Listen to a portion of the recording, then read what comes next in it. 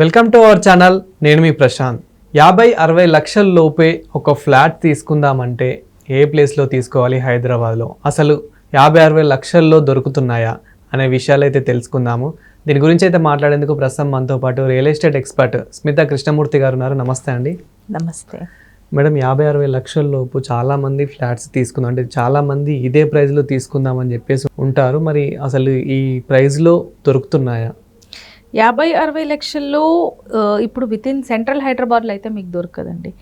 Central Hyderabad is basically like మనకి Kukatpally, Miyapur, okay, Madhapur, Panjagutta, ఆ areas అంటే with in centre of Hyderabad, Gachibowli, Neopolis, financial district, ఇవన్నీ మనకి సెంట్రల్ హైదరాబాద్ కింద వస్తుంది. ఆ ఏరియాస్లో అయితే మీకు ఆ ప్రైస్లో మీకు ఫ్లాట్స్ అయితే దొరకదు.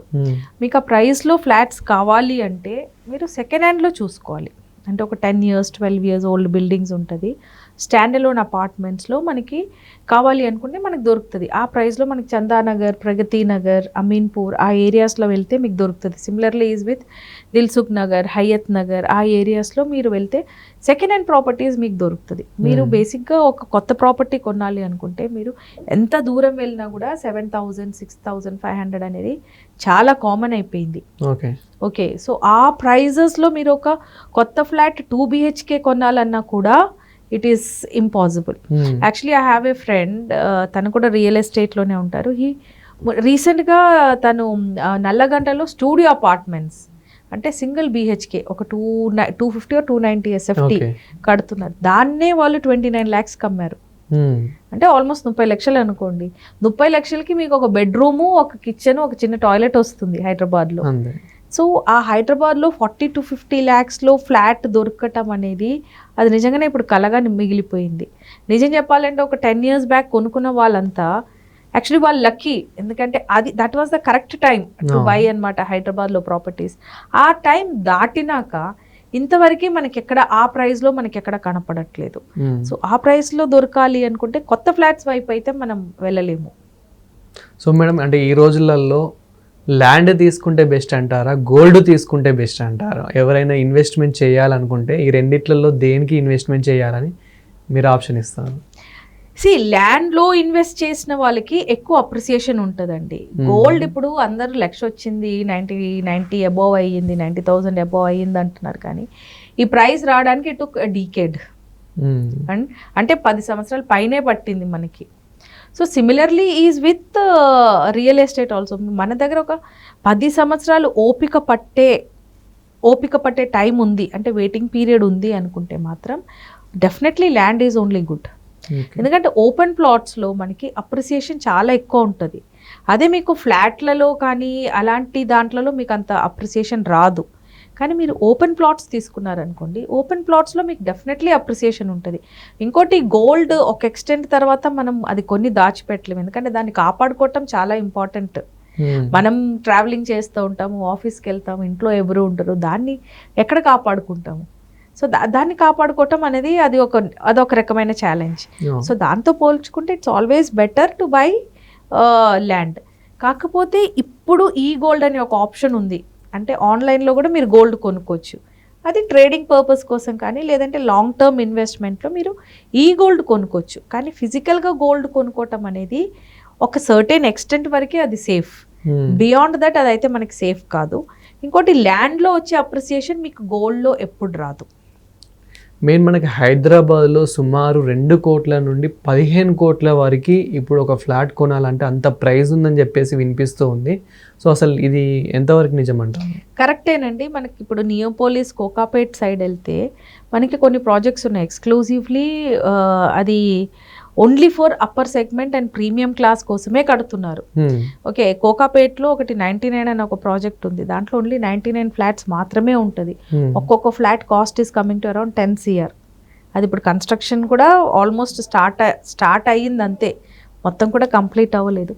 కానీ ఈ బిల్డర్స్ ఏంటంటే వాళ్ళ క్యాచ్ హియర్ ఏంటంటే వాళ్ళు only upper and beyond that okay అంటే హై క్లాస్ కేటగిరీ పీపుల్ని, బిజినెస్ పీపుల్ని మాత్రమే టార్గెట్ చేసి కట్టే ప్రాజెక్ట్స్ ఇవి. బేసిక్లీ ఏమైందంటే ఇప్పుడు ఢిల్లీ, ముంబై లాంటి ప్లేసెస్లో పొల్యూషన్, పాపులేషన్ రెండు చాలా ఎక్కువైపోయినాయి. So most of the business people అక్కడ ఉండలేక, లివబుల్ కండిషన్స్ లేదు వల్ల వాళ్ళు చాలా మటుకి హైదరాబాద్లోకి మూవ్ అవుతున్నారు. ఇప్పుడు మనం న్యూస్లో విన్నాము that Ambani family is moving from there. ఇప్పుడు Shahrukh Khan has sold his property in Mumbai.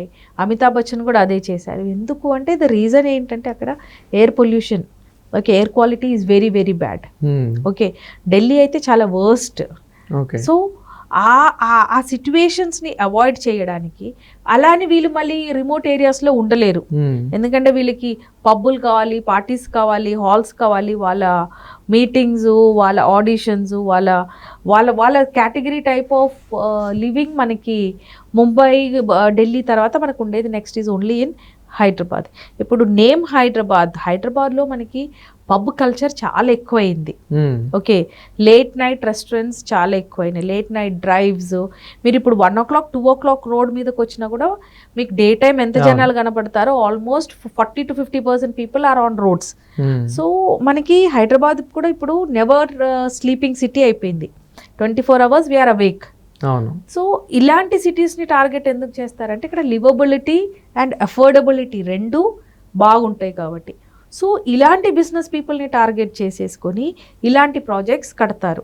ఇప్పుడు ఒక 1.5 year బ్యాక్ మనకి అరవిందో పర్ల్స్ కోహినూర్, అదే మన వాట్ ఈస్ దట్ మాదాపూర్లో హైటెక్ సిటీ దగ్గర ఒక పెద్ద ప్రాజెక్ట్. అంటే 5 కోట్లు 6 కోట్లు అది బడ్జెట్.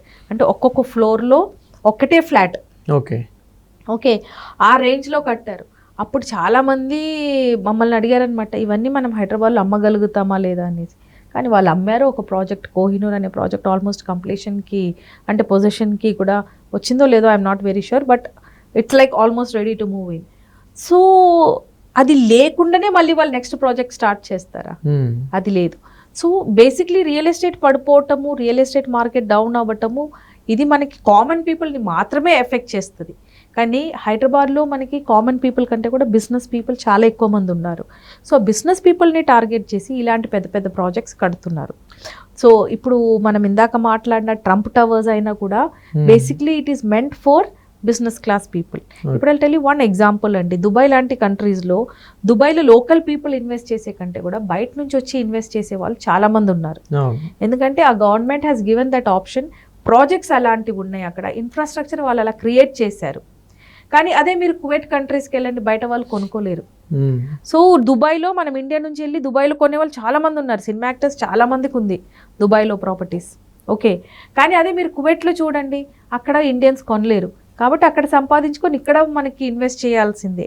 సో సిమిలర్లీ ఇలాంటి ఒక ఇంటర్నేషనల్ గ్లోబల్ బిజినెస్ పీపుల్ని అట్రాక్ట్ చేయడానికి 10 crores 15 crores. Recently I came across a project at మన నియోపోలిస్ దగ్గరలో కొత్తగా అండర్ కన్స్ట్రక్షన్ ఉంది. They are quoting 21 CR for 1 villa. So అది మార్కెట్ లేనిదైతే వాళ్ళు అలా కట్టరు కదా దాన్ని. So that is the future of Hyderabad అండి. Hyderabad future is not for the common people. ఒక నెక్స్ట్ లెవెల్ ఆస్పెక్ట్తో మనం ఆలోచిస్తే హైదరాబాద్ ఫ్యూచర్ ఏంటంటే is the future global business people landing in Hyderabad. మనం హైదరాబాద్లోనే 2 BHK ఒక సెకండ్ పర్సన్ నుంచి కానివ్వండి, థర్డ్ పర్సన్ నుంచి కానివ్వండి తీసుకుంటే అప్పుడు ప్రైస్ ఎంత ఉంటుండే? అంటే ఆల్మోస్ట్ అది ఒక 20-30 years అయిపోయి ఉంటుంది ఆ బిల్డింగ్ కట్టేసి. సో ఇప్పుడు ప్రైస్ పెరుగుతుందా లేకపోతే దానికి తగ్గుతుందా? వాళ్ళు కొనుక్కున్న రేట్ అంటే ఒక 30 years బ్యాక్ వాళ్ళు కొనుక్కున్న ప్రైస్ కంటే కూడా ఎక్కువనే వస్తుంది. ఎందుకంటే అప్పట్లో 20 లక్షలు 15 లక్షలు, I'm talking about 30 years back. Okay, 12 లక్షలకు కూడా ఫ్లాట్స్ కొన్న. ఇప్పుడు మన కుకట్పల్లి ఏరియాలో చూస్తే చాలా ఉన్నాయి properties. Let me not talk about 30 years, let me talk about 20 years back. 20 years back one of my friend bought 2 BHK flat for 15 lakhs. Okay, రీసెంట్గా ఐ థింక్ ఒక 7-8 months బ్యాక్ అమ్మారు దాన్ని, 32 లక్షలకు అమ్మాడు. ఓకే. సో అంటే మనం కొత్తది తీసుకుంటే కనుక సుమారు ఇప్పుడు ₹1,00,00,000 వరకు అయితే ఉంది. అదే వీళ్ళ దగ్గర తీసుకుంటే ఒక 32 లక్షల్లో మనకి ఇలా అవైలబుల్ ఉంది. Yes it depends upon how old the properties. Yes. మీకు ఇప్పుడు 30 ఏళ్ళు నిజంగానే ఓల్డ్ ఉందనుకోండి, మీకు ఇంకా ప్రైస్ తక్కువలో దొరుకుతుంది. అవును. ఎందుకంటే life of the building is going to come down there. ఎందుకంటే ఏ బిల్డింగ్ అయినా కూడా ఒక 50 to 60 ఇయర్స్ వరకే ఆ బిల్డింగ్ నిలబడగలుగుతుంది. సో మనం కొనుక్కున్నప్పుడు అక్కడ డిప్రిసియేషన్ ఈజ్ ఆల్సో యాడింగ్. ఎందుకంటే మీరు కొన్నాళ్ళ నుంచి మళ్ళీ మెయింటెనెన్స్ ఇష్యూస్ కూడా ఉంటుంది. ఓకే, మరీ ఎక్కువ ఓల్డ్ ప్రాపర్టీస్ కొనుక్కుంటే డ్రైనేజ్ ఇష్యూస్, సీపేజ్ ఇష్యూస్, మీకు టైల్స్ పగలటము, అలాంటివన్నీ చాలా ఇష్యూస్ ఉంటుంది. సో ప్రైస్ పరంగా చూస్తే మీకు ఒక మంచి ప్రైస్కి వస్తుంది, కానీ that comes with added maintenance also. ఎందుకంటే దాన్ని రెనోవేట్ చేసి వుడ్ వర్క్ పోతుంది. ఎందుకంటే 30 years and all wood work ఉండదు. సో వుడ్ వర్క్ చేయించాల్సి వస్తుంది, సీలింగ్ చేయించాల్సి వస్తుంది, పెయింటింగ్ చేయించాల్సి వస్తుంది. సో ఒక బల్క్ అమౌంట్ మీరు ఇవన్నీ పెట్టుకొని చేయగలుగుతారు అంటే మీకు ఆ ప్రైస్ ఏదైతే డిఫరెన్స్ ఉందో అది మీకు కవర్ అయిపోతుంది సెకండ్ హ్యాండ్లో. అంటే 20-30 years ఓల్డ్ ప్రాపర్టీ తీసుకున్నా కూడా. Okay, thank you ma'am.